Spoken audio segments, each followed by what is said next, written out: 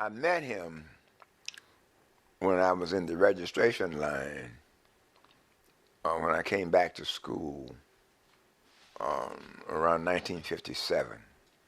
I came back from the Navy. Now during those days, you had to get in line, and you were ushered. And it took up a whole day to register. So therefore, if someone was behind you or in front of you, you usually you were friendly, and so you talked to them. You learn more about them, carrying on a conversation. So Julian was next to me, and it was during that conversation, series of conversations that lasted for hours, that I learned a lot about him. His father was a professor, and his mother was, I think, a librarian, I believe. But anyway, but I didn't forget that. So when we decided to launch the movement in Atlanta, right after the Greensboro fellows,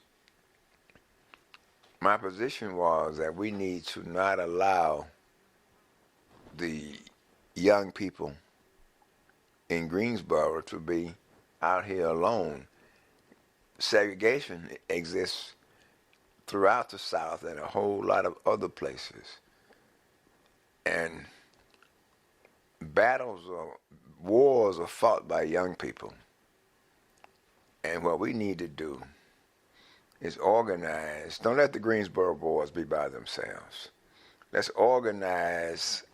I say, because if we do it in Atlanta, it's going to multiply even more so than Greensboro because of Atlanta's central location and all these schools here.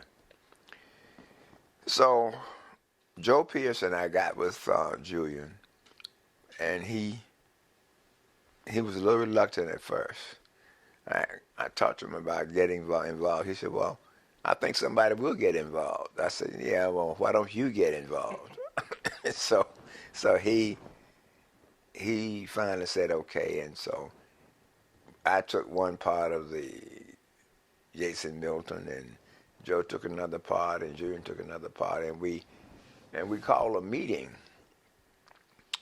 for Sale Hall Annex up at Morehouse. A few days later, about 23, 24 persons came to that meeting. Not a single woman. I was a little surprised at that. Everybody was either from Morehouse, male, or Clark.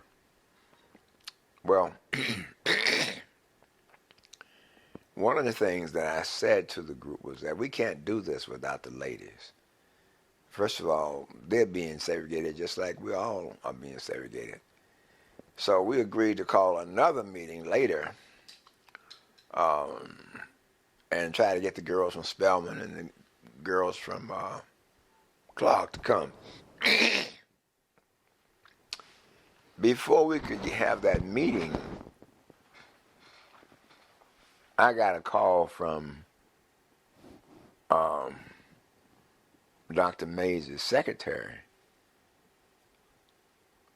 wanting me to come to a meeting on the third floor of the administration building at 3 o'clock that same afternoon. And so she said, and if you see Julian Bond, you bring him too. I said, oh, Lord. Anyway, we got there, and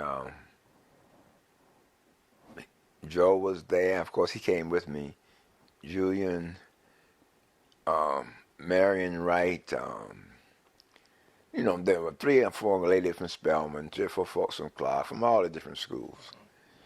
And so Dr. Clement, Rufus Clement, who was the chairperson of the Council of College Presidents, ran the meeting. And he made his opening statement, which was basically go back to class. Let's let the NAACP handle this matter. And of course, Dr. Mays then echoed that same language. And the gentleman from Clark was an embarrassment. He Dr. Brawley was his name. He said, if you all go down there, you will embarrass me. I couldn't believe that guy said that, but anyway, he said it. Dr. Manley from Spelman was a little wishy-washy. The man who stood up and said that the students are right, we need to end this, was Dr. Harry V. Richardson, who was the president of ITC, the religious school. He's a preacher. I think his PhD was from Harvard or someplace, but he's a highly educated man. But he also had presence. So when it was his time to speak, because all the folks before him, presidents, had done this. Dr. Richardson waited about a good 8 to 10 seconds before he said anything. And as I recall it, the first thing out of his mouth was, I believe the students are right. Man, you talking about some presidents being upset because he had broken ranks with him. And he went on and drove home his point. He had a PhD from Harvard and all them other kind of places. And he could spend his money all over the place in Atlanta, Georgia. But if he wanted to go to a restaurant or get a sandwich or something, he had to go all the way down at Richard's Diner to the basement next to the colored bathroom down there in order to. He said there's nothing wrong with that picture. Make a long story short, he was the one who opened up the door, and then next to him was Dr. Cunningham, Frank Cunningham, who was the president of Morris Brown. Before Dr. Mays and the rest of them could gain their composure, Dr. Cunningham knocked the ball out the park. And so at that point, you got the president split. Therefore, what do we do next? It was Clement's idea, Dr. Rufus Clement. Well, if you're going to do this, you need to have some kind of a manifesto as to why you're doing it. He said, you in Atlanta, these schools are known for, and good education. So why don't you write up a full-page ad, and I'll raise the money, and we'll run it in all of the papers, full-page ad. And so I said, okay, we'll do that. So I appointed Rosalind Pope, who was the president of the SGA at Spelman, along with Albert Brenson from Morehouse. I think I put Julian on that committee too. But the bottom line, though, is that on the night before we were supposed to present it to the president, the next day, Rosalind called me up to say, Lonnie, I have not been able to get anybody to help me. I said, Rosalind, write the damn thing. I said, I don't have time. I'm organizing. And you're referring now to what the appeal. The appeal? It was the appeal. Okay. See, it was Clement's position is that before you strike somebody, you need to give him notice. It's, how should I put it? Put it any way you want. I understood why he'd said that, because we were going to be stepping out completely, and I think he wanted to just have a historical record as to why we did whatever we were going to do. And so Rosalind wrote an appeal for human rights, which you probably have seen. Yeah. Let me just ask you. Mm-hmm. Let's go back just a little bit. You mentioned that you met Julian in the registration line when you were both registering for classes. Mm-hmm. That was your freshman year, your first year? No, I was my first year back. First year back. Yeah, because I had gone to Morehouse a year, and then I went in the military, and then I came back in 50. Yeah. So this is 1957, Mm-hmm. and you meet Julian while you're in the registration line Mm-hmm. for classes. Was there anything about did you talk with him? Was there an encounter? You mentioned... There was no way you could not talk because you were with him for 8 or 9 hours. Yeah. We talked. The one thing that I remembered was the fact that he had been an intern for Time magazine in high school. Mm-hmm. I remembered that.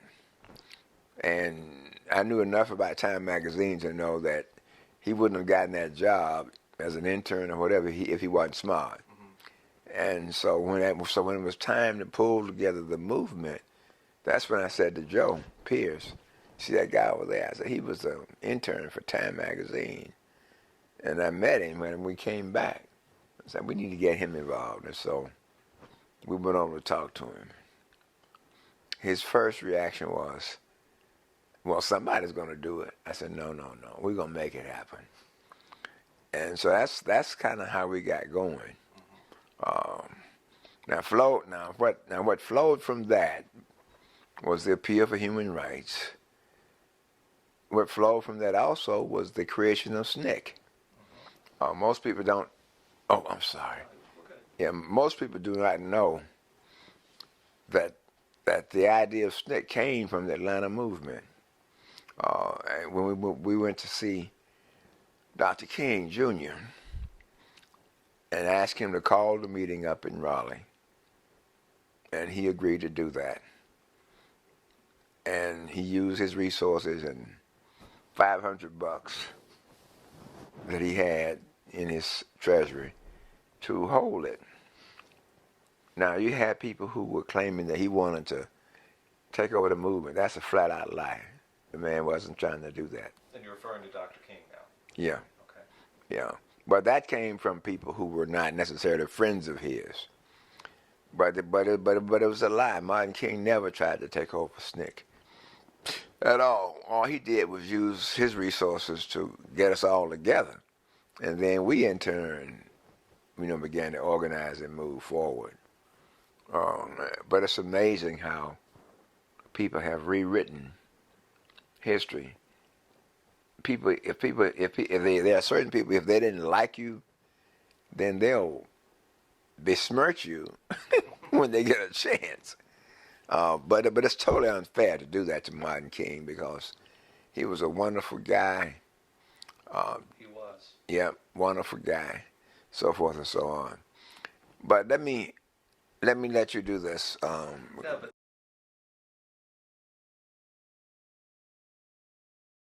this is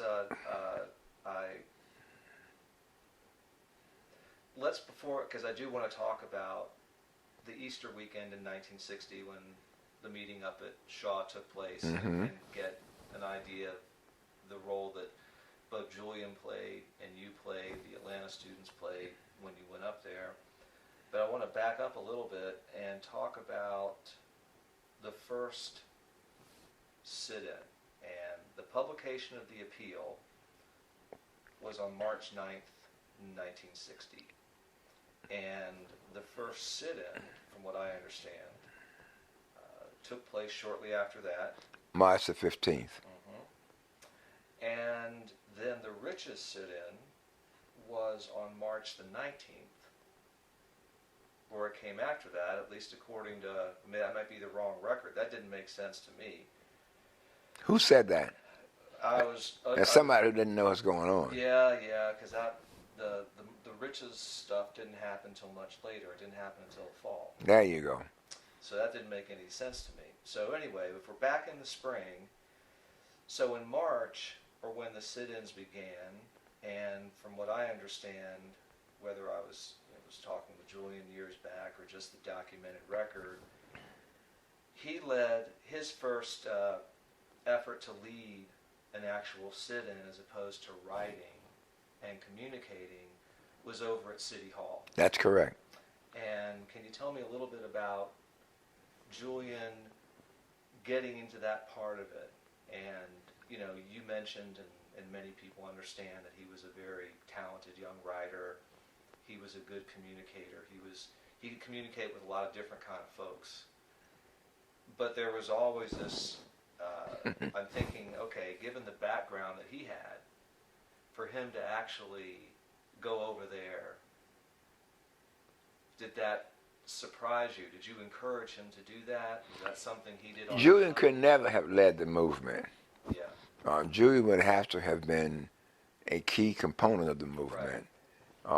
Which is what he's always said. He did not have. People had a lot of respect for him, especially his intellect. Mm-hmm. But Julian became, should I say, an intellectual leader as opposed to the ground troop. Mm-hmm. Am I making sense? Absolutely. Yeah. He he was a little nervous about some of the things that we did. In fact, that's why he used to break out in hives, because he was a little nervous about it. But in general, Julian worked best on a team. So when you pull together whatever you're trying to do, you got to figure out who's going to do what and how does it all fit into an overall orchestra that you're trying to pull together. Orchestra's a great analogy, or it's like lining up a baseball team. You don't want 9 of the same people. You don't need 13 of the same instrument in a big band. You take the Duke Ellington approach. Every instrument is a different voice, and bringing those together. That's exactly what we did. Now, I can't tell you where all this came from, except that I think I was born with it. Okay, whatever that is. My grandfather was a preacher, and he was my mentor. I think I was 2.5 years old when my mother and father broke up down in little Arlington, Georgia. And my grandfather gave my mother $5 and told her to go to Atlanta and get yourself a job. I'll raise this boy. Now, mind you, he'd already raised 17 children. And so I ended up being the 18th. But I was destitute. You follow me? Yes. Yeah, I mean. I think I once heard you say something like, when I was I wasn't on the bottom. I was looking up. That's true. At the bottom. That's right. Yeah, that's right. But what I should have said, I remember that. But what I should have said though is that his eye is on the sparrow. Because but for the prayers of my mother and grandmother and grandfather and whatever intellect I was born with, I could have been like the rest of the kids. But I knew at an early age that I had a role to play that was going to be a little different from my friends. Well, we got so much to talk about. We got to talk about the formation of SNCC. Well, before we get to SNCC, I'm gonna read you something that Julian said, and it was something I thought about, but it was interesting to see him say it. I'm just gonna read some snippets he wrote, talking about the strategy for the sit-ins in Atlanta, and he said, "We didn't go to private places where there was some legal question about the proprietor's right to refuse service. We went to public places where taxpayer dollars were involved, where the Interstate Commerce Commission was involved, where there seemed to be no doubt that we had a right to be served there. And I think we expected either they would say, 'You're right, come on in,' or lawsuits would be filed, appealing our convictions, and the eventual result would be a court order ordering these places to be interested.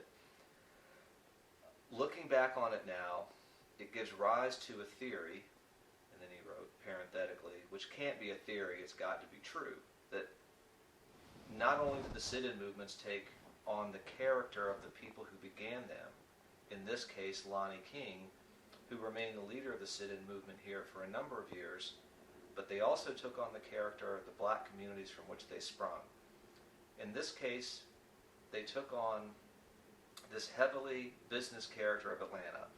Our vision of Atlanta was that Atlanta is a place where higher education for blacks is supreme. But the actual vision of Atlanta is that Atlanta is a place where Booker T. Washington's dream is supreme. Black business, black capitalism. So while the people in the Nashville movement thought they could love segregation to death, violent suffering through redemptive suffering, we thought we could nickel and dime segregation to death. And other movements in other places had a mix or different versions of these approaches, so I don't know if we had anything planned after that. And so he sort of said, okay, it was like we did this, but he very clearly said, and this is from a 1991 interview, that the movement was very much reflective of who you were.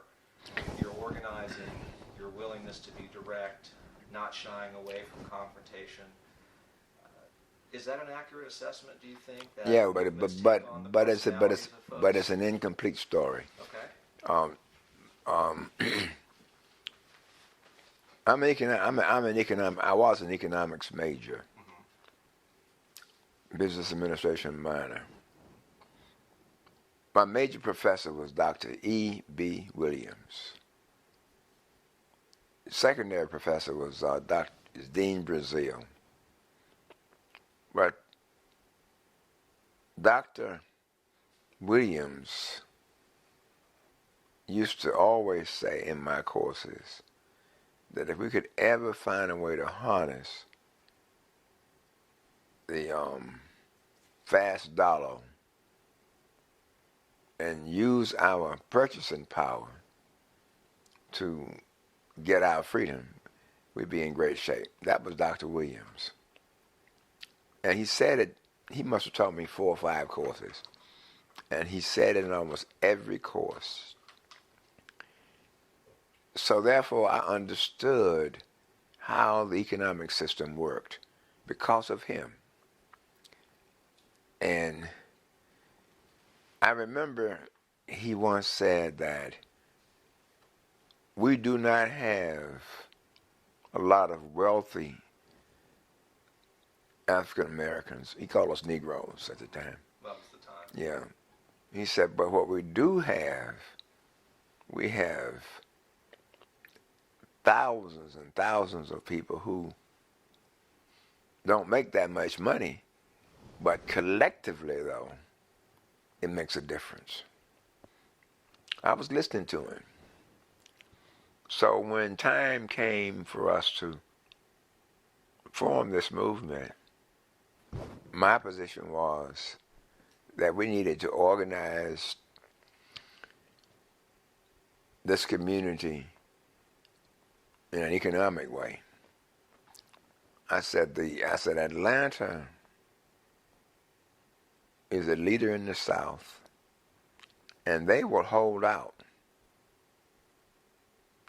And if Atlanta holds out, other folks are going to hold out. I said, we've got to break Atlanta's back, and the way you do it is economically. I said, the margin of profit for a department store is roughly 8 to 10%. The margin of profit for other stores also fall in that same category. We don't have to close down the store. We just need to impact that bottom line. And so our theory was to get enough people to buy into our program of selective boycotts. And so we picked the big kahuna, Richard's department store. And our position was that if we can break down Richards, the rest of the town and the rest of the South to a great extent, who may not have already integrated, will integrate, because Richards is a style leader, and that was true. But let me just say this to you. I hope you will consider the role of those college presidents. I find that very interesting and very important. And when you were talking about that in previous interviews, They had to run with the foxes and chase with the hounds. Okay? They had a responsibility for us as students. So they could not afford to have people question whether or not they had the right kind of wisdom. So it was a delicate thing for them as well as us. And if you go back and look at the records, you will find that didn't a whole lot of things happen between the first big sit-in and really September. Because what we had to do, we had marches. We had to find a way to keep it going. And during that summer, when we moved down on Auburn Avenue, and we ended up starting the Atlanta Enquirer,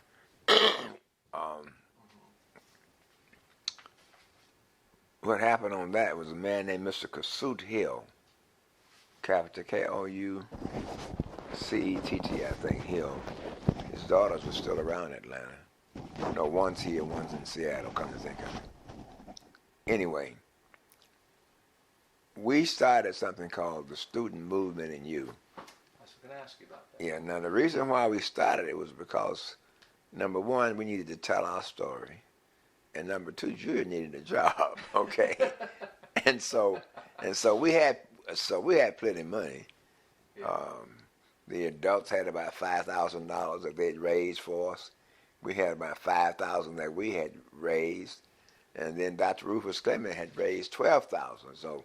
So we had plenty of money to spend. So we started. So Julian was the person that I told, I want you to tell this story. And there came a time when he made the decision, he and Alice made the decision to get married. And so they didn't,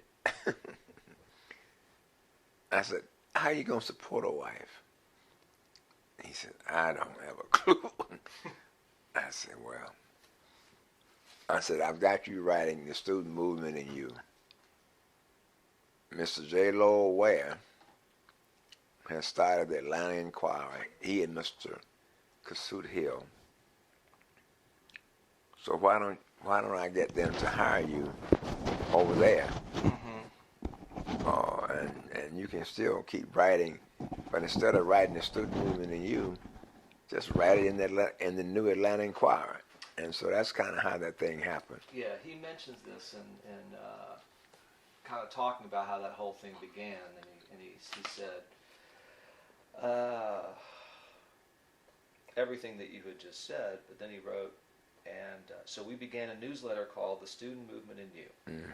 And Ruby Doris Smith and Marianne Smith and myself distributed, I think, hundreds of thousands of copies of this on Sunday mornings. Every Sunday. Through a variety of churches. We take it to churches and people would pick it up as they left. We developed a radio program called The Student Movement in You. And we got 2 radio stations that served Black Atlanta to let us have an hour a week to have a weekly series called The Student Movement in You. We developed a sort of dog and pony show called The Student Movement in You, and we took it around to civic clubs and to social all clubs, over town, of which there are dozens in Atlanta, hundreds in Atlanta, and we began to develop a constituency. And when the Atlanta Daily World lost its advertising from A&P by the company to pressure. Let me just find.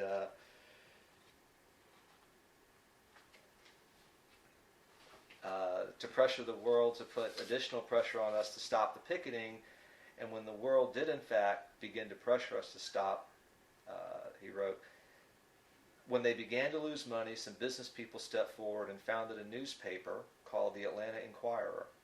And Lonnie King began a column, which I occasionally helped with, that appeared in that movement, and I think it was called The Student Movement in Youth. That's correct. The arrest of Martin Luther King and the famous telephone call from Kennedy to Mrs. King that resulted in Kennedy, not Nixon, winning that election. That's true.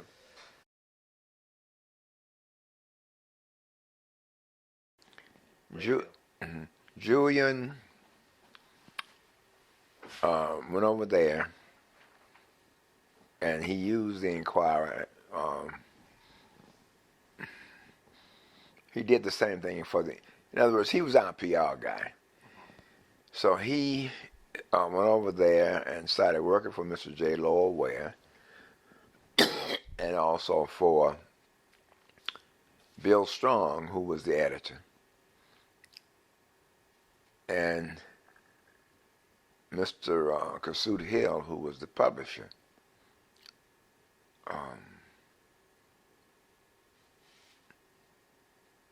Mr. Hill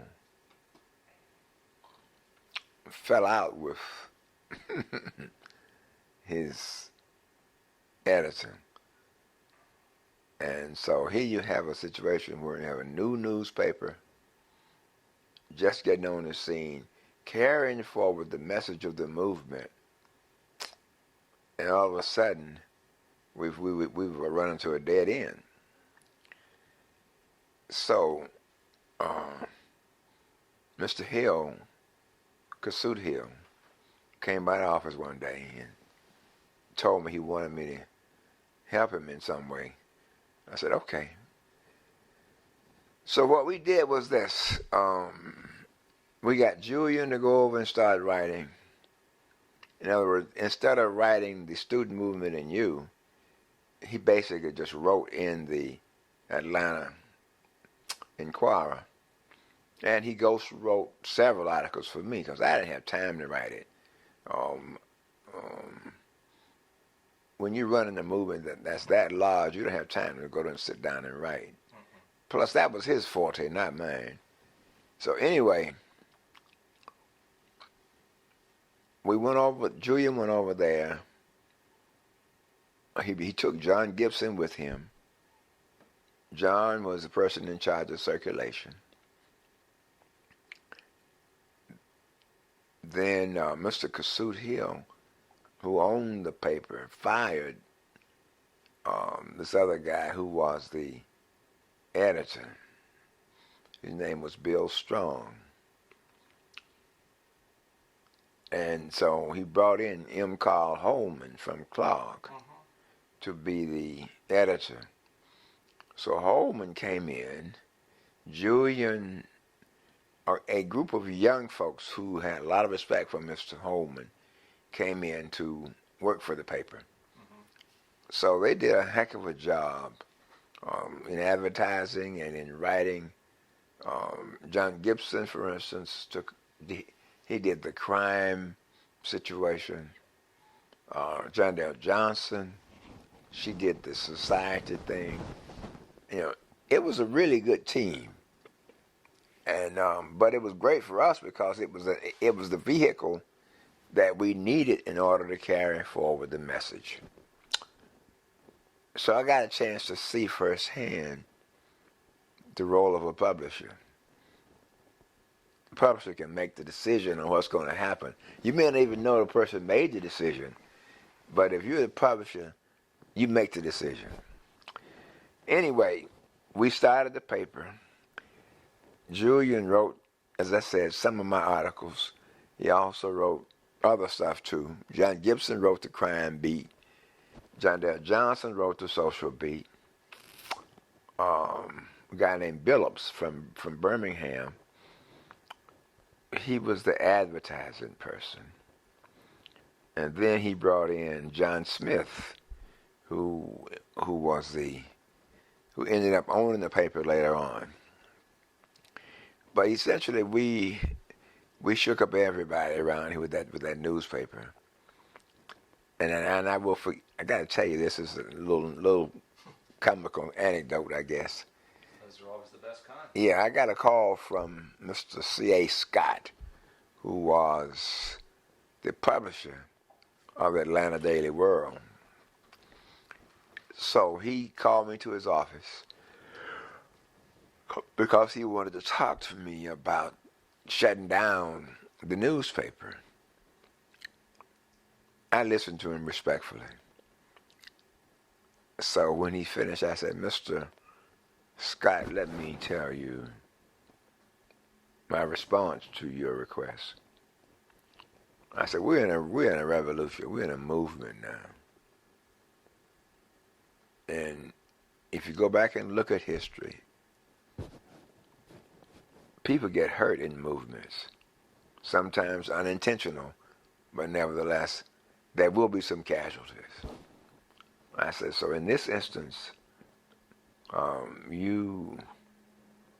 it's your time to be a casualty.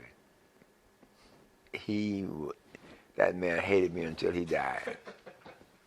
But but he was trying his best to jawbone us into supporting segregation, basically, because he was getting all these ads from these white guys and what have you, and it was impacting his bottom line. And I guess he wasn't prepared to lose any money, and so what he wanted to do was to kick me in the butt. But anyway, he went to his grave hating me. But you know what, though? I don't mind certain people hating me. Yeah. It's kind of a badge of honor in some way. Yeah, yeah.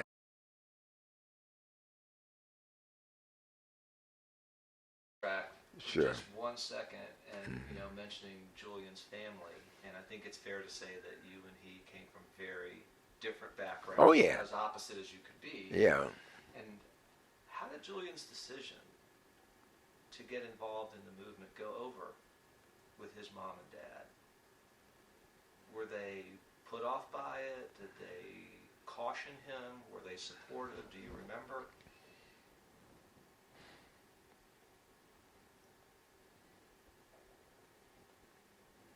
I don't know what happened initially, but I'm assuming, though, that they were less than thrilled about what he was doing,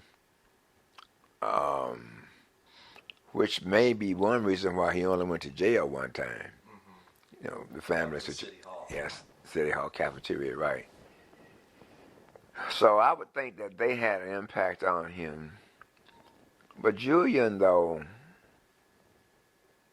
when you look at it in retrospect, he was able to, how should I put it? He was able to run with the foxes and chase with the hounds. His mother, in my opinion, was more militant than his father. And she demonstrated that to me after Dr. Bond died.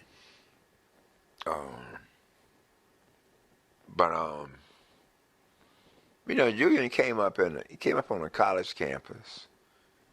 Dad had been the president of 2 colleges. So his whole upbringing was entirely different from mine.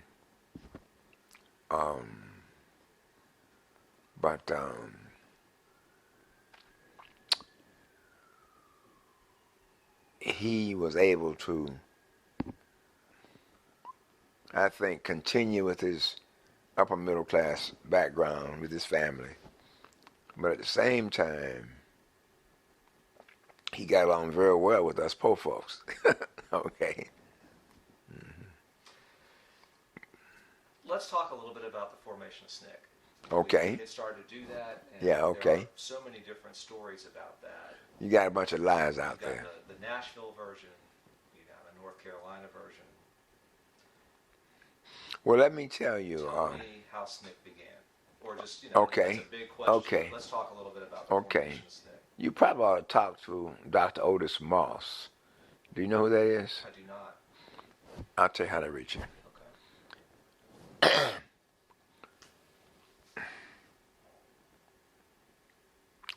We held a meeting, by we I mean the Atlanta movement, in the early spring of 1960. And at that meeting, we talked about the fact that we needed to organize throughout the South. The spot stuff is not going to work. So the question became one of who has enough prestige to call on like a Southwide meeting. And so, I'm sorry. And so we decided that the person that could do it is Martin King Jr. Because by this time, he had been in Montgomery and he'd moved to Atlanta, and I knew him from the time I was 8 years old, being a member of that church. So we called him, Al, and he agreed to have a meeting with us. He had hired Ella Baker as acting secretary. So when we met with him, it was me, Otis Moss, Marion Wright. I don't think Julian was there. But the bottom line is that we met with him. And I told him we needed to organize Southwide ML. I said, because the Virginia legislature passed anti-trespass laws. Because they all meet in the first part of the year. I said, next thing it's Maryland, and then it's, but before you know it, it's all the way over to Texas. I said, so these folks are organized across racial lines, so we've got to be organized too. He agreed with that, and he agreed to call a meeting up at Shaw. Now, they chose Shaw because that's where Ella had gone to school, Ella Baker. He put up $500 of SCLC's money to pay for it. Now, I don't know what happened between the time of the meeting, because Ella was opposed to what we were trying to do. And I think that's what got her fired by him, to be honest with you, okay? So by the time we got to Raleigh, King had fired her. So she was extremely hostile because she'd been fired. And she made friends with Connie Curry. You may or may not have met Connie Curry. I have not met her, but I'm going to try and speak with her. Yeah, well, Connie Curry and Ella became very close, and they have some revisionism about how the movement got started. That's another story.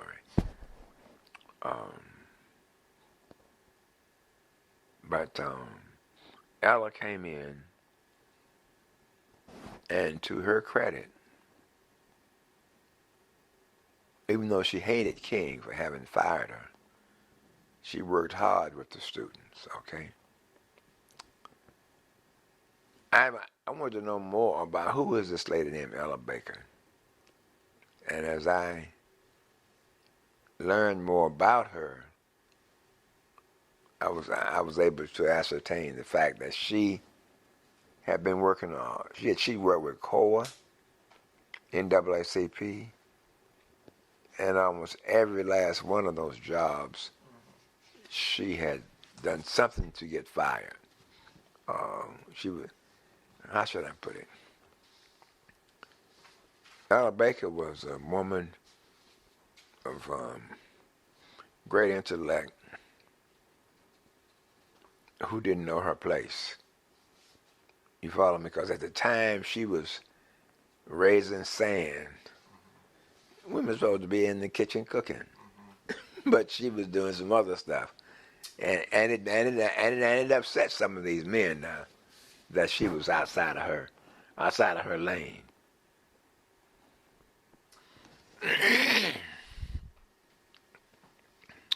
Mary Ann Smith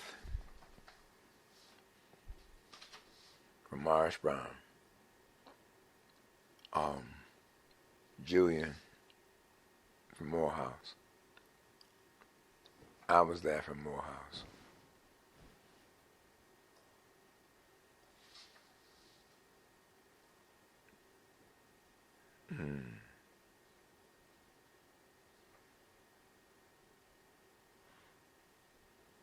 I think that was it from Atlanta, okay?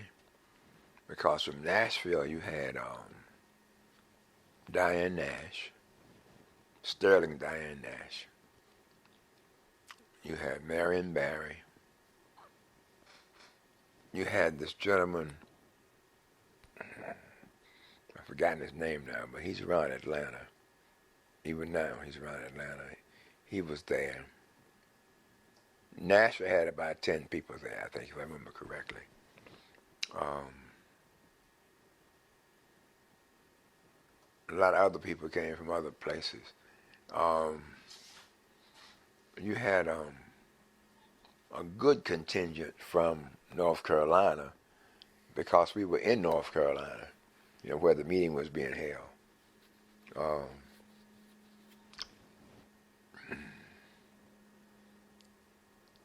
Did I mention,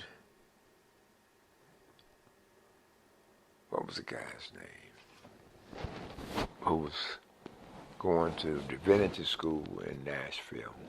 Jim Lawson. Jim Lawson. Jim was there. In fact, he was the only graduate school person that I saw there, come to think of it. Jim Lawson. Is he still alive? He is.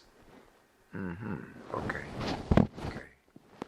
Where's he living? He's back in Nashville? He is in Nashville. I was in Memphis for the King Commemoration Week in April. He actually gave a speech. He sounded great. Now, last I heard, he had a church in Los Angeles or someplace like that. I had heard that too, but he's in Nashville. I believe he's in Nashville. That might be wrong. I don't know. Well, he might be back in Nashville, yeah. So yeah. Jim was at the SNCC conference. He was there, yeah. There were about 300 people there. But student leadership that made themselves, I guess you would say, conspicuous, was a group from Atlanta, a group from Nashville, and the group from Alabama State, down in Montgomery. Wait, no, I got one more group. The home group. Was it A&T? I think it might have been A&T. I think it might have been A&T College. Because the guy who was the leader of that movement, he's still alive. He just retired not long ago from being a pastor of a church. I can't remember his name right now. But I have talked to him since he retired. But let me let you keep on asking me some more questions. Okay. I want to. Did it seem like a natural fit that Julian became the communications director of SNCC? That after the meeting he. Oh yeah. Was there any real? We didn't have anybody that could. But like there was no. I mean, it was sort of like, okay, you're going to be the communications director, or was there any kind of? We can't decide between this person, that person, or another person, or was he just the logical? It was a dictatorship. I appointed him. Okay, I appointed him. Okay. It's just, yeah. Because Julian Bond, he was an unusual person. Impeccable integrity, highly skilled, and in my opinion, totally intellectually committed to the movement. Now, why you think I said intellectually? But anyway, I'm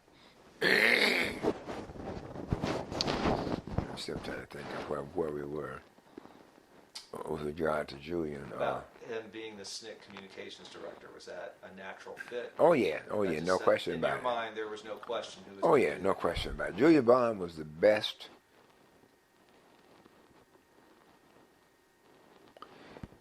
Julian Bond was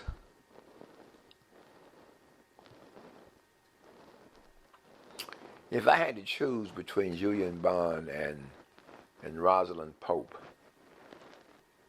you had to just flip a coin, because both of them were extremely brilliant writers. She wrote the appeal for human rights. Did she write most of it? She wrote all of it. She wrote all of it. And Now Julian typed it on Dr. Zen's typewriter, but she actually wrote it. okay. But what happened is that when the presidents wanted us to put out a manifesto, when they saw that they couldn't talk us out of what they are going down downtown, they Dr. Clemens said, "I'll raise the money and we'll put a full-page ad in the paper." But in my mind, Rosalind Pope and Julian should have written it, along with Albert Brinson and Charles Black. Well, it was due at the college presidents for their review the following day. So Rosalind called me up to say, "Lonnie, I have not been able to get anybody to help me." I said, "Rosalind, will you write the damn thing?" I said, "We can't go in that meeting tomorrow with any if and we got to have the document." And so she wrote it. Now Julian, she told me that she got Dr. Howard Zen, whom you may have heard of. Yeah. It was actually written at his kitchen table, and she said that Julian typed it for her because she couldn't type. Now, I never asked him about this, but I would imagine, knowing Julian, that he probably participated in the draft in some way, because if he was typing it, I would think that. But he said she did it, and she said she did it, so we may as well take that. Okay.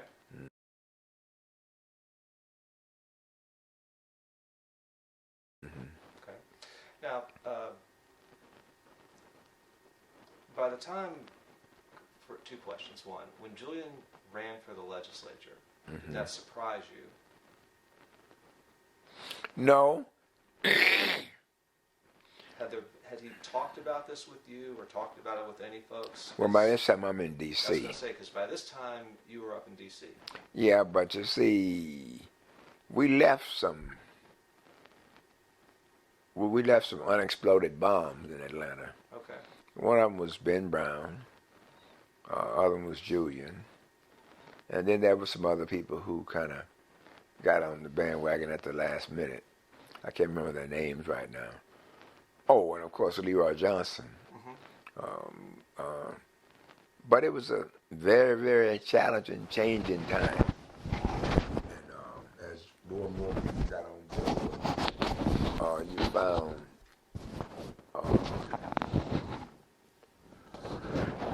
that your support expanded.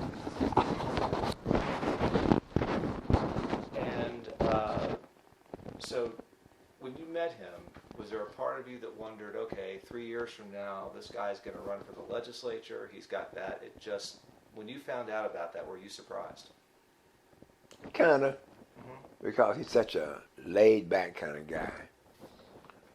Julian Bond, in my view, was a thinker. And oftentimes, he didn't necessarily say what was on his mind. But if you pushed him, he'll tell you what's on his mind.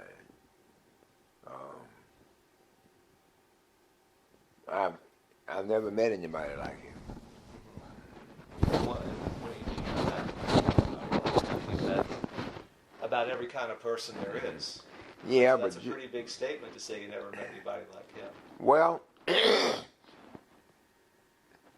Julian had this capacity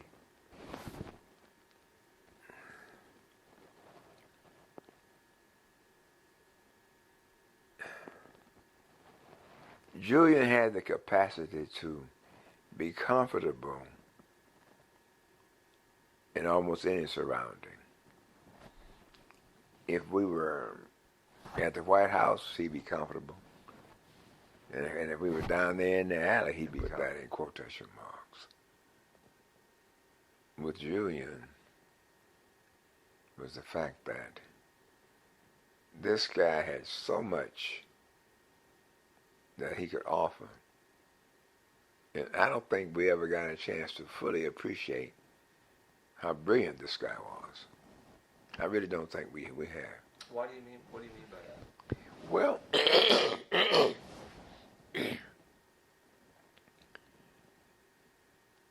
in my experience with him, I never found him off base on any issue. Now, he may not have talked about it, but if you got into it, he'd already read it. I mean, you know, he was he was one of a kind. So when Julian runs, of course, he wins, and then the legislature refuses to seat him. You were in D.C. at that time. Did you follow? Oh yeah, well, yes, I followed it. Yeah. And so, what was your take on that? Well, Julian was a reluctant tiger. He didn't necessarily go out and stir up things. But if perchance there was some stirring that he was nearby, he wasn't going to back down. Mm-hmm. Julian Bond, in my opinion, was an intellectual radical, as opposed to the radical who was constantly going to get in the way of whatever. He would, Julian would, he would use the power of the pen to be his sword. That's the way I saw him.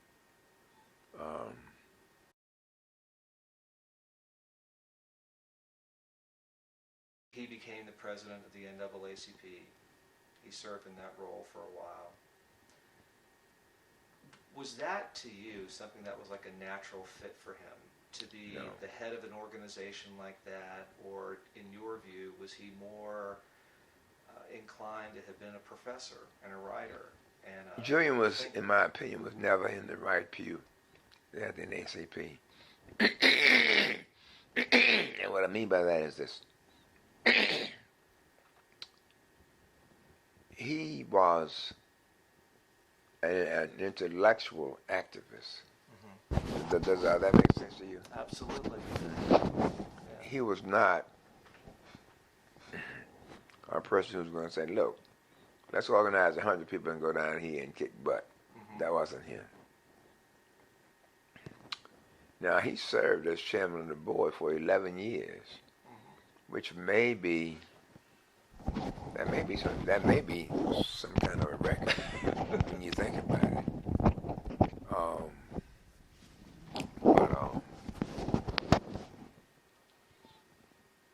There's an old expression of they died too soon, he died too soon. And that's a part of what's going on with Bond. Okay. I'm going to ask you one last question, Mr. King, to finish up our time together. and it's a big question, but I know you're up to answering it, and that would be, where would you place Julian in the movement of the 1960s as a person? You mentioned how he was integral to so many things, a team player. His legacy is, in your mind, what? Julian was the intellectual force behind the movement, although I don't think he sought that role.